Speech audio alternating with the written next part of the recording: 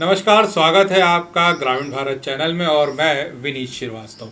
अभी तक आपने एक संत को राजनीतिक चर्चाओं में भाग लेते हुए देखा होगा या लोगों को समझाते हुए देखा होगा या सामाजिक मुद्दों पर बात करते हुए देखा होगा, लेकिन मध्य प्रदेश का एक संत ऐसा भी है जिसने राष्ट्रीय स्तर पर ख्याति प्राप्त की है अपने सच बोलने के तरीके से और अपने निडरपन के कारण। हमारे साथ हैं आज आचार्य महामंडलेश्वर स्वामी वैराग्यानंद गिरी महाराज जी। आपका बहुत बहुत स्वागत है हमारे चैनल में। आचार्य जी, अभी तक हमने आपको देखा है कि आप विभिन्न सामाजिक मुद्दों पर बोलते हुए टीवी चैनल्स पर दिखे हैं, लेकिन आज हम जानना चाहते हैं कि असलियत में आचार्य श्री महामंडलेश्वर आचार्य वैराग्यानंद गिरी महाराज जी हैं क्या? कहाँ से शुरुआत हुई इस सन्यास के जीवन की आपकी? देखिए, मनुष्य दो स्थिति में संन्यास लेने की सोचता है।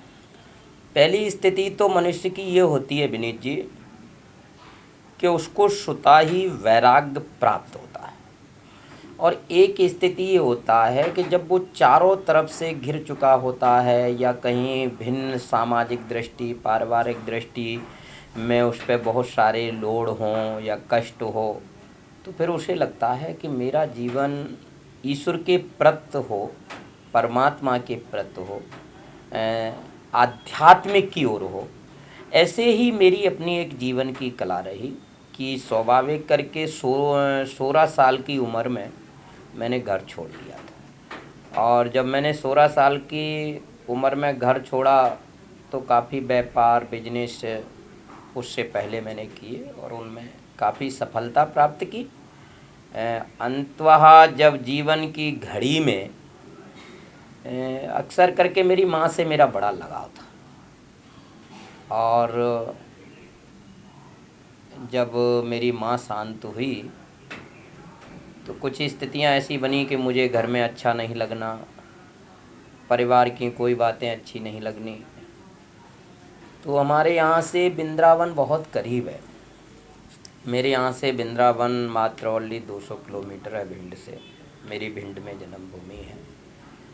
तो जब मैं वृंदावन गया तो वृंदावन 3 दिन मैंने पैदल यात्रा की, भगवान मुरली मनोहर श्याम सुंदर कन्हैया की। और वो दिन मुझे आज भी याद है कि जब मैं वृंदावन में परिक्रमा कर रहा था तो एक संत मुझे मिले, और मिलने के बाद में मैंने उन संत से कहा, क्या भगवान हैं? तो उन्होंने कहा, भगवान हमको ही मान लीजिए। और इतनी मेरी उन संत से चर्चा हुई और उसके बाद में वो संत आज तक मुझे नहीं दिखे। उसी दिन से मेरा वैराग्य का मूड हो गया था। और 6 महीना मैंने वृंदावन में मधुकरी मांग के खाई। मधुकरी माने ब्रजवासियों के घर से रोटी ले लेना और खा लेना, बस उसी से मेरा जीवन चला। तब मेरा कोई उस यात्रा में और उस सफ़र में मेरा कोई गुरु नहीं था। उस पीरियड में एक हरियाणा में गांव आता है झज्जर, तो वहाँ पूज्य श्री श्री 1008 आचार्य महामंडलेश्वर स्वामी चित्त प्रकाशानंद जी महाराज, जो कि मेरे गुरुदेव हैं, उनकी कथा चल रही थी। मैं उनकी कथा सुना और कथा सुन करके 6 महीना वृंदावन में भ्रमण किया। बाकी 4 महीना में गुरुदेव के साथ रहा। तो उन्होंने मुझे उज्जैन कुंभ में दीक्षा दी सन्यास की। और सन्यास की दीक्षा देने के बाद हमारे यहाँ साधु बनने के 3 तरीके हैं। या तो 12 साल वो भ्रमण कर ले, या 12 साल तप कर ले, और या 12 साल गुरु की सेवा कर ले। तो मैंने 12 साल भ्रमण किया, और भ्रमण के बाद में ये स्थिति रही कि मैंने अपने जीवन में कई चोटें खाई, लेकिन कभी मैंने झूठ नहीं बोला है। और आज ये भी नहीं कह सकता हूँ कि मैं हरिचंद्र हूँ, क्योंकि 3 परिस्थितियों में वेद में झूठ का बताया है। बच्चों के साथ जब समझाना हो तो झूठ बोल दो, किसी की जान बच रही हो तो बोल दो, या सामाजिक कल्याण तुम्हारे एक शब्द से होता है तो बोल दो, बाकी झूठ नहीं बोलना चाहिए। ये मेरा जीवन रहा है। गुरुदेव, अगर बात करें आपकी पारिवारिक पृष्ठभूमि की, तो क्या पृष्ठभूमि थी आपके परिवार की, क्योंकि जानना चाहते हैं। देखिए, क्योंकि मेरा शरीर जो है ब्राह्मण घर का है, और मेरे पूज्य आदरणीय पिताश्री हमेशा से हनुमान जी के परम भक्त रहे, और हमारे गांव में काफ़ी जो जायदाद होती है वो जायदाद आजाद सभी हमारे पास में सबसे ज़्यादा बताई जाती है और थी भी। लेकिन हमारे कुछ भाइयों के जो विषय थे वो हमारे और आपस में मेरी नहीं बनती थी, तो वही दिशा रही। और आज भी आप किसी के माध्यम से या आप स्वयं वहाँ जानकारी लेना चाहें तो बहुत के पास में बिड़खरी गांव है, जहाँ आपको कोई भी बता सकता है कि मैं एक कितने अच्छे समृद्ध परिवार से जन्म लिया हूँ। बीच में कई स्थितियाँ रही होंगी जहाँ मैं परिवार में नहीं गया, और आज करीब करीब मेरी 45 की उम्र है। इसमें भी विनीत जी मैं परिवार में नहीं गया, केवल अभी आदरणीय मेरे पूज्य पिताश्री का देहांत हुआ तो मेरी शंकराचार्य और सभी बड़े महापुरुषों से बात हुई तो उन्होंने कहा, तब मैं जन्मभूमि पे गया। नहीं, मेरा आज तक कभी भी संन्यास लेने के बाद परिवार में रुचि नहीं है। एक संत के जीवन में सेवा और संन्यास कितना महत्व रखता है? देखिए, अगर साधु हम बने हैं तो साधु का जीवन समाज के कल्याण के लिए होना चाहिए, जिसमें समाज का हित हो। हमारे यहाँ एक श्लोक भी आया, समाज के विरुद्ध कोई भी कार्य अगर सन्यासी से होता है तो मुझे लगता है कि वो सारे सनातन धर्म पर एक ऐसा घात कर रहा है जैसे कि अश्वत्थामा ने उत्तरा के गर्भ के लिए किया। तो जहाँ तक मेरा मानना है, संत बनना बहुत सरल नहीं है, साधु बनना बहुत सरल नहीं है। और साधु बन कर के हम समाज में बैठ जाएं, किसी भी प्रकार की कुनीति सामाजिक दृष्टि से संत के जरिए फैली है तो वो साधु नहीं है। जैसे कि आपको मालूम हो कि मैंने देश के प्रधानमंत्री मोदी जी के लिए एक शास्त्र प्रमाणित हवन किया था और विजयश्री मिली। वही हवन यहाँ भोपाल में हुआ, 5 किलो मिर्ची हवन में डाली, 5 कुंटल का उसका शोर शराबा कर दिया दिग्विजय सिंह के जिताने के लिए। लेकिन जब वो संकल्प ही पूरा नहीं होने दिया चुनाव आयोग ने, तो लगभग मेरे पास में 5000 लोगों ने धमकियाँ दी, अन्य प्रकार की चर्चाएं की। मुझे उससे कोई फ़र्क नहीं पड़ा। गुरुदेव, मिर्ची का हवन का बात निकली है तो उस समय जो विधानसभा चुनाव लोकसभा चुनाव जो मध्य प्रदेश में होने वाले थे, उसमें दिग्विजय सिंह के लिए आपने विजय श्री के लिए मिर्ची यज्ञ किया और बोला कि अगर नहीं हुआ तो मैं समाधि ले लूँगा, नहीं जीते तो समाधि ले लूँगा। क्या था पूरा उस समय का राजनीतिक माहौल? और उसके बाद फिर कई लोगों ने आपको धमकी भरे फ़ोन भी किए, कई दिनों तक धमकी भरे फ़ोन किए, लेकिन आपने कभी भी किसी के लिए गलत नहीं बोला। देखिए विनीत जी, मैं आपको एक चीज़ बता देता हूँ। मैं 4 साल गुजरात भी रहा और मेरे पास में एक फ़ाइल रखी है, कभी आपको मैं दिखाऊंगा, जिसमें मोदी जी मेरे साथ हैं, राजनाथ सिंह भी साथ हैं। इन सभी से बड़ा अच्छा घनिष्ठ सा लगाव रहा और ये भी लगाव मेरा आध्यात्मिक की दृष्टि से था। हमारे यहाँ 3 चीज़ें आती हैं, मंत्र, तंत्र और यंत्र। ये आप भी समझते हैं, आप मीडिया जगत में हैं और काफ़ी आपको अनुभव है। मंत्र वो होता है कि जो आप अपने घर में बैठ के किसी भी देवता की आराधना कर रहे हैं, ओम नमः शिवाय बोल लेना, श्री कृष्ण गोविंद हरे मुरारी, हे नाथ नारायण वासुदेवा, कोई श्रीनाथ की उपासना करता है, कोई जगन्नाथ की करता है, कोई केदारनाथ की करता है। इष्ट एक ही होता है। ऐसे ही हमारे यहाँ 3 ऋषि रहे और तीनों ऋषियों ने ये भाग बांटा, जैसे आकाश, पाताल और पृथ्वी। ऐसे ही मंत्र, तंत्र और यंत्र। मंत्र के वरिष्ठ ऋषि थे हमारे यहाँ वशिष्ठ। तंत्र के हमारे यहाँ सबसे बड़े माने हुए तंत्र जिसको कहते थे, तो वो हमारे यहाँ थे शुक्राचार्य। और यंत्र के हमारे यहाँ था भृगु ऋषि। भृगु ऋषि ज्योतिष, वशिष्ठ जी मंत्र, और हमारे यहाँ स्वाभाविक करके शुक्राचार्य ने एक तंत्र की पद्धति दी थी।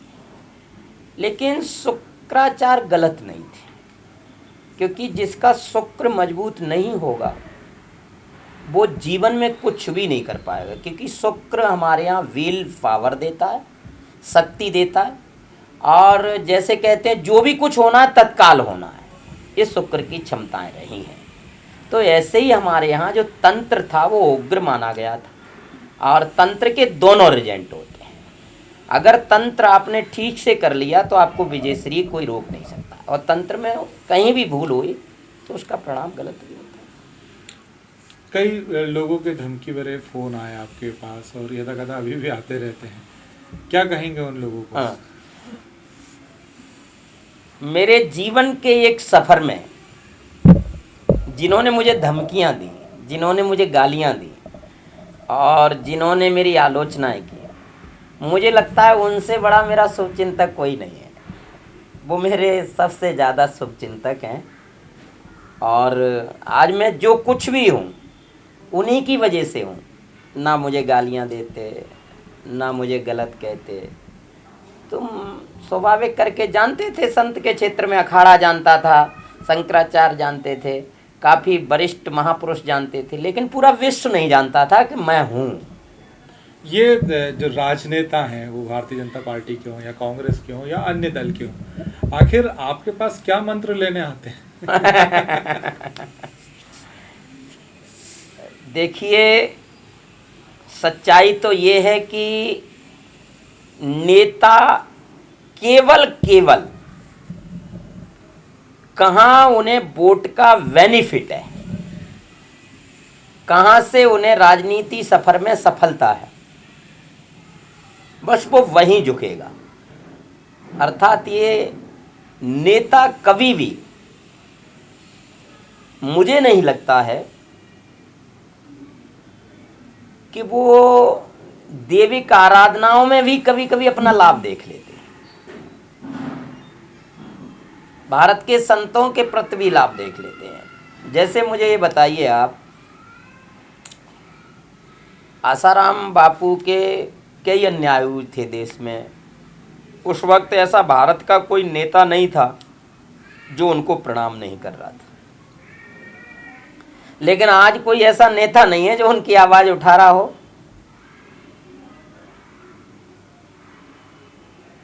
हरियाणा में कई संत हुए जिनके पास में करोड़ों की भीड़ रहती तो लोग जाते रहते, लेकिन आज कोई संत नहीं है। और इसका जीता जागता उदाहरण ये है कि हमारे यहाँ श्रीमती इंदिरा गांधी एक भारत की कठोर निर्णय लेने वाली महिला थी। तो करपात्री जी महाराज इंदिरा गांधी से कुछ संकल्प लिए होंगे और उनको प्रधानमंत्री बनाया सारे संतों ने मिलकर। काफ़ी चर्चाएं आज होती रहती हैं। तो वहाँ उन्होंने कहा था कि आप हिंदुओं के लिए कुछ करिए। इसको बहुत गहरे से समझने की बात है। करपात्री जी महाराज ने कहा, ब्रह्मचारी जी ने कहा, कई लोगों ने कहा, तो उन्होंने कहा कि स्वामी जी, हिंदुओं के लिए मेरी करने की बड़ी जिज्ञासा है, लेकिन मेरे पास आज तक कोई हिंदू नहीं आया। क्यों कहा उन्होंने? क्योंकि कहने के पीछे कारण था, समझने वाले का कारण अलग है, कहने वाले का कारण अलग है। श्रीमती इंदिरा गांधी ने कहा कि मेरे पास ठाकुर आते हैं, ब्राह्मण आते हैं, बढ़ई आते हैं, और समाज आती हैं, लेकिन कभी भी मेरे पास में कोई ये नहीं कहने वाला आया कि मैं हिंदू हूँ। तो मैं हिंदुओं के लिए कार्य फिर भी कर रही हूँ। तो हमारे यहाँ एक बड़ा दुख है कि पूरे भारत में हिंदुत्व की छवि धर्म से, सिद्धांत से है, लेकिन जो हिंदुत्व का ठेका बीजेपी ले फिर रही है, ये भी तो एक दुख है। हिंदुत्व तो सभी का है, भारत में जो जन्मा है वो हिंदू है, मैं हिंदू हूँ। और मैं अगर इंदिरा गांधी की बात कर दूँ या राष्ट्रपिता महात्मा गांधी की बात कर दूँ तो मैं पाकिस्तानी हो जाता हूँ, मैं देशद्रोही हो जाता हूँ। ऐसा क्यों? मैं कह सकता हूँ कि मैंने गांधीनगर में अहमदाबाद सोरा भागवत पीठ में एक गौ माता के लिए सम्मेलन किया था। उस सम्मेलन में भारत का ऐसा कोई संत नहीं था जो नहीं आया था, कोई भी, जिसकी मेरे पास आज भी फाइल रखी है। भारत के सबसे वरिष्ठ संत आए, और स्वाभाविक करके संत होने के नाते मैं नहीं कहूँगा। बाकी अब मुझे लगता है एक सच्चाई और, कि सच में ही हमारी जनता के साथ कहीं कहीं छलावा होता, और वो छलावा ऐसा होता है, साधु को जीविका जीने के लिए 2 रोटी चाहिए, क्या जरूरी है साधु को 50 लाख कथा में मांगने की? हमने तो मांगा नहीं आज तक किसी से। क्या जरूरी है उसको 1 करोड़ रुपए कथा में मांगने की? और ये 1 करोड़ रुपए जिन्होंने कथा में मांगा है, मैं आज पूछना चाहता हूं, मैं कहना चाहता हूं, क्या उन्होंने कभी गरीब को जाकर के देखा? क्या गरीब की बच्चियों को जाके देखा? हॉस्पिटल में मरीज मर रहे हैं, क्या औषधियों के लिए देखा? नहीं देखा। और इसका मैं बड़ा बोल भी नहीं बोलूँगा, मेरे पास जो भी कुछ रहा समाज का था, समाज के लिए है, और आज भी मैं समाज के लिए जी रहा हूँ, समाज के लिए मरूँगा। एक कहने का मतलब केवल हिंदुत्व के लिए जी रहा, सनातन धर्म के लिए जी रहा हूँ, और सनातन धर्म के लिए मेरा जीवन हुआ है, मेरे लिए विनीत जीवन नहीं है। तो मैं मानता हूँ, आज भी जो मुझे कहते हैं कि मैं गोली मार दूंगा, तो मुझे लगता है कि अगर कोई गोली भी मारता है तो मेरा नाम स्वर्ण अक्षरों में लिखा जाएगा कि पहले संत थे जो शत्रुओं को एक ही चीज़ मानते थे कि नहीं।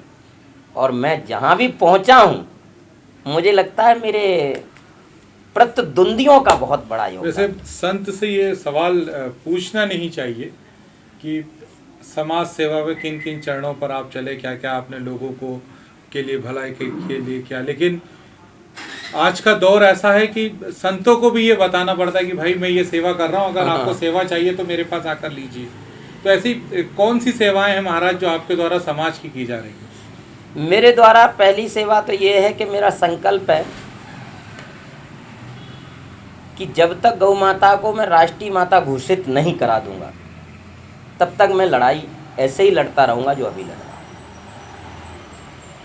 पहला संकल्प है ये मेरा। दूसरा, मैं मानता हूं कि राजनीति में मेरी रुचि नहीं है, लेकिन राजनीति की कुछ पृष्ठभूमि ऐसी है जहां मुझे बोलना पड़ रहा है, और मैं बोलूंगा। मैं ये नहीं, मैं किसी के लिए नहीं, मैंने कमलनाथ जी सीएम थे तब भी मैंने कहा, मैंने कमलनाथ जी जो गौ माताओं का कार्य है ये संतों के हाथ में दिया जाए। क्या राजनेतृत्व वालों को नहीं दिख रहा है कि गौ माताओं का कार्य, क्या आप बताइए कोई नेता संभाल सकता है? क्या मालूम है उसको गाय को क्या जरूरत है? बताइए आप मुझे। गाय बजरी चाहती है जहां वो सुखी रह सके, उसके खुर में देवताओं का वास है, उसकी खुरी में भी कष्ट नहीं आना चाहिए। गाय की पीठ पे हाथ घुमाने वाले 4 लोग होना चाहिए, वो होना चाहिए, लेकिन ये नहीं है। आप थोड़ी देर के लिए सोचो, तो मैं आज कहना चाहता हूं, केंद्र सरकार में बैठे हुए भी लोगों से कहना चाहता हूं कि हमारे यहां आज तक देखिए जीएसटी आया, रातों रात बिल पास हुआ, अन्य कोई चीज आई, रातों रात बिल पास हुआ। पूरे भारतवर्ष के लोगों ने देश के प्रधानमंत्री की प्रसन्नता की। मुझे मिर्ची हवन की पूछा जाता है, हर जगह मेरी मिर्ची यज्ञ की बात आती है। क्या आज मीडिया जगत में कोई ऐसा प्राणी है जो देश के प्रधानमंत्री को पूछ सके कि थाली बजाने से कोरोना हट जाता है क्या? किसी में हिम्मत नहीं है, किसी में ताकत नहीं है कि देश के प्रधानमंत्री को ये पूछ सके कि थाली बजाने से कोरोना हट जाता है क्या। मुझे पूछा जा रहा है, मुझे उससे भी कोई फर्क नहीं पड़ता है, लेकिन मैं आज इस बात को कहना चाहता हूं और पूछना चाहता हूं कि राम मंदिर बनने के लिए देश के प्रधानमंत्री ने पूजा की, इसके लिए मैं बहुत खुशी हूं, मुझे अंदर से खुशी है। मैं एक सुंदरकांड में नाचने लगा, चैनलों ने भी दिखाया, लेकिन मुझे उस जगह दुखी भी हुआ कि क्या हमारे यहाँ जो 4 स्तंभ शंकराचार्य कहे जाते हैं वो एक भी याद नहीं आया। उस समय केवल इनको मोहन भागवत याद आए, उस वक्त शंकराचार्य याद नहीं आए। ये धर्म का अपमान करें तो कोई दिक्कत नहीं, लेकिन आज की मीडिया में वो ताकत नहीं रही कि देश के प्रधानमंत्री को ये पूछ सके, साहस नहीं रहा, बल नहीं रहा कि उसको पूछ सके कि क्यों, बात ऐसी क्या थी जो चारों शंकराचार्य में से एक भी शंकराचार्य नहीं बुलाए गए, आखिर क्यों? ये भी मेरे देश का अपमान है। नेताओं की सद्बुद्धि के लिए कोई तंत्र मंत्र नहीं होता या हवन नहीं होता जो आप कर सकें? प्रधानमंत्री को दे दो सद्बुद्धि। भाई ऐसा है कि अनुष्ठान होते हैं, यज्ञ होता है, दान होते हैं, पुण्य होते हैं, होना चाहिए। आप करेंगे सद्बुद्धि यज्ञ? मुझे लगता है कि शायद आप कह रहे हैं, चर्चा कर रहा हूं, तो भगवान जगन्नाथ मुझे ऐसी सतपीड़ना दें कि मैं इनकी सतबुद्धि के लिए हवन कर सकूं। मुझे पीड़ना दें, क्योंकि जब मुझे पीड़ना देंगे तभी तो मैं कर पाऊंगा।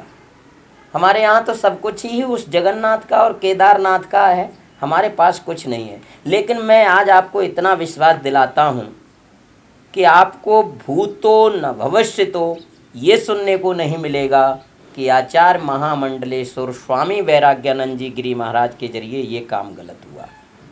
और मैं आज फिर कह सकता हूँ, हम कैसे कह सकते हैं ये हिंदू नहीं है? आप बताइए, क्या इसका प्रमाण हर जगह बीजेपी देगी कि बीजेपी ने ठेका ले रखा है? मैं स्वतंत्र हूं ना, मैं भारत देश में आजाद हूं, मैं ऐसे देश में हूं जहां आजादी की श्वास हम ले रहे हैं। बच्चा बच्चा को अधिकार है हर चीज पूछने का, तो आप बताइए मुझे अधिकार क्यों नहीं है? और हर जगह हिंदुत्व का ठेका यही क्यों देंगे? मैं कह सकता हूं मैं हिंदू हूं, गर्व से कह सकता हूं मैं हिंदू हूं, और हिंदू का जो प्रमाण है वो बीजेपी नहीं देगी, ये किसी सन्यासी ने दिया था। और वो सन्यासी हमारे यहाँ थे जिसका नाम था नरेंद्र, अर्थात स्वामी विवेकानंद जब विदेश में गए और उन्होंने कहा कि गर्व से कहो मैं हिंदू हूं, स्वामी विवेकानंद ने कहा गर्व से कहो मैं हिंदू। महाराज जी, अखाड़ा परिषद को लेकर भी कुछ विवाद हुआ था और महामंडलेश्वर पद के छीने जाने का भी एक सवाल है आपको, और अधिकतर पूछा जाता है जब भी आपका नाम होता है। क्या था वो पूरा घटनाक्रम और हालिया स्थिति क्या है उसको लेकर? मैं कल भी महामंडलेश्वर था, आज भी महामंडलेश्वर हूं, और मैं जब तक जीऊंगा तब तक महामंडलेश्वर रहूंगा। क्योंकि महामंडलेश्वर वो होता है जिसके विचार महान हों, उत्तम हों, अटल हों, निश्चित हों, दृढ़ हों, संकल्पित हों, वो महामंडलेश्वर होता है। नरेंद्र गिरी ने या रविंद्रपुरी ने एक मीडिया में वक्तव्य दे दिया कि आचार्य जी को हमने महामंडलेश्वर से हटा दिया। कभी मीडिया ने जाकर के उनको पूछा कि हटाने की क्या प्रोसीजर होती है? नहीं पूछा। मैं कहो तो अपना लेटर दिखा सकता हूँ जो इन्होंने मुझे सील लगा करके दिया है कि मैं अखाड़े का महामंडलेश्वर हूँ। और मैं तो आज भी महामंडलेश्वर हूँ। मैं इसलिए आज भी महामंडलेश्वर हूँ, मेरे पास लिखितम अखाड़े का कोई भी नोटिस नहीं आया है। मुझे बताइए, क्या सिर्फ लेटर से महामंडलेश्वर बन जाता है? हाँ, उसमें दो विशेषता है। अखाड़े में एक मेमोरेंडम होती है जो दो ही जगह होती है। थाने में भी कोई केस अपन जब दर्ज कराते हैं तो उसमें लिखा जाता है फलानी मेमोरेंडम के जरिए फलानी फलानी धारा लागू होती है। ऐसे ही हमारे यहाँ अखाड़े ब्रिटिश हुकूमत के थे, वहाँ भी मेमोरेंडम। तो अखाड़े अटल हैं, ये सत्य है। लेकिन पहले के जो अखाड़े होते थे उनमें न्याय बड़ा सोच समझ के होता था, और आज के अखाड़े स्वाभाविक करके कहीं ना कहीं मुझे लगता है दबाव में चल रहे हैं। लेकिन अखाड़ा को दबाव में नहीं होना चाहिए, अखाड़े के अध्यक्ष को दबाव में नहीं रहना चाहिए, उसको स्वतंत्र रहना चाहिए, आज़ादी की खुली सांस लेना चाहिए। मतलब अभी अखाड़े के जो अध्यक्ष हैं वो दबाव, बिल्कुल दबाव में, 100% दबाव में। दबाव हटाने के लिए क्या करना चाहिए? अब इसके लिए तो मुझे मानने के लिए एक चीज़ सोचना पड़ेगी कि क्या करना चाहिए। इसके लिए तो वही है कि जैसे आपने कहा सतबुद्धि यज्ञ करो, ऐसे ही मुझे लगता है। मतलब सतयुग बुद्धि योग यज्ञ कर रहे हैं आप? मैं करूँगा और संतों के लिए मैं बिल्कुल करूँगा, और जल्द ही देखने में आएगा ये। प्रयास रहेगा, थोड़ा सा उसकी व्यवस्थाएं हो, क्योंकि अभी तो लॉकडाउन चल रहा है। मैं लॉकडाउन जब तक रहेगा तब तक मैं कोई भी कार्य ऐसा नहीं करूंगा जो संविधान का उल्लंघन हो। मैं संविधान को वेद से बराबर मानता हूं, क्योंकि हमारे यहाँ संविधान का उल्लंघन किसी को नहीं करना चाहिए। महाराज जी, मैं एक सवाल आपसे अंत में पूछना चाहूँगा कि स्वामी वैराग्यानंद आखिर हैं क्या हैं? खुद उनके मुख से सुनना चाहता हूँ। मैं स्वामी वैराग्यानंद हूँ और वैराग्य की मूर्ति हूँ। मैंने अभी तक कोई धन संग्रह नहीं किया। मैंने गुजरात में भी आश्रम बनाया, वो मेरे नाम से नहीं बनाया, ट्रस्टियों के नाम से बनाया। मैं भोपाल में भी रह रहा हूँ तो मेरे पास में कोई अपना स्वयं का नहीं है। हाँ, ये तय है कि मेरे करीब करीब 5000 ऐसे भक्त हैं जो हर वक्त मुझे पूछते रहते हैं कि गुरुजी किस चीज़ की ज़रूरत है, क्या चाहिए। तो स्वाभाविक करके उन्हीं की दी हुई गाड़ी हैं, उन्हीं की दी हुई व्यवस्था है। मैं जगन्नाथ भगवान से और केदारनाथ से और महाकाल से प्रार्थना करूँगा कि वो हमेशा पल्लवित पुष्पित होते रहें, आनंदित होते रहें, क्योंकि जो साधु की व्यवस्था देख रहा है उसकी व्यवस्था जगन्नाथ देख रहे हैं। अंत में क्या कहना चाहेंगे लोगों से, किस तरीके से जीवन यापन करें और आज के दौर में किन चीज़ों का पालन करें? मैं बस एक ही चीज़ कहना चाहूँगा कि आज भारतवर्ष में जो लोग दूसरे की बुराइयां करने में लगे हैं, उस चीज़ को छोड़ के अपनी तरक्की के लिए अपनी एनर्जी शक्ति लगाएं, तो ये देश के लिए बहुत अच्छा होगा और उन बुराइयों करने वालों के लिए अच्छा होगा। आप मेरे में बुराई देख रहे हैं तो आपकी कुछ शक्ति तो खत्म हो रही है, कुछ तो हो रही है ना। तो वो शक्ति किसी की बुराई देखने में लगा रहे हैं, उससे अच्छा उस शक्ति को अपने कार्य के लिए लगाएं ना, अपने व्यापार के लिए लगाएं, बिजनेस के लिए लगाएं, परिवार में एक शांति रहे उसके लिए लगाएं। किसी की आलोचना और निंदा करने से अभी आपको ये नहीं मालूम है आप जिसकी निंदा कर रहे हैं, जिसकी बुराई कर रहे हैं, आपको मालूम है शास्त्र कहता है कि आपके पुण्य क्षय हो रहे हैं, पुण्य खत्म हो रहे हैं और वो सामने वाला तरक्की की ओर जा रहा है। इसलिए रावण का अंत इसीलिए हुआ कि रावण राम में भी बुराई देखने लगा था और राम रावण में भी अच्छाई देख रहे थे। उन्होंने कहा था कि जो नर होए चराचर द्रोही, आए शरण तजे नहीं तोई। भगवान राम ने कहा कि अंगद आप जाओ और जाके उस दुष्ट को समझाओ कि मैं सारे गुनाह तेरे माफ़ कर दूंगा, एक बार तू मेरी शरण में आ जा। यानी कितना बड़ा अपराध, जगत जननी पराअंबा माँ भगवती का हरण करने के बाद भी वो राम थे जो रावण के अंदर एक गुण अच्छा देख रहे थे कि अभी भी मेरी शरण में आ जाए तो मैं सारे गुनाह माफ़ कर दूंगा, कोई गुनाह इसका है ही नहीं। इसीलिए मैं उनको कहना चाहता हूँ जो अपनी एनर्जी शक्ति, जो ईश्वर ने करोड़ों रुपए की उन्हें बुद्धि दी है, वो फेसबुक, ट्विटर, व्हाट्सअप सब पर आलोचना, निंदा इस करने में लगे हैं। शायद भगवान उनको सद्बुद्धि दे कि वही शक्ति वो अपनी सफलता के लिए करें। अपनी सफलता के लिए करें, लोगों के भले के लिए करें। शायद इसीलिए सद्बुद्धि यज्ञ की आज ज़रूरत है, और महाराज जी ने हमें बोला भी है कि सद्बुद्धि यज्ञ जो है वो करेंगे।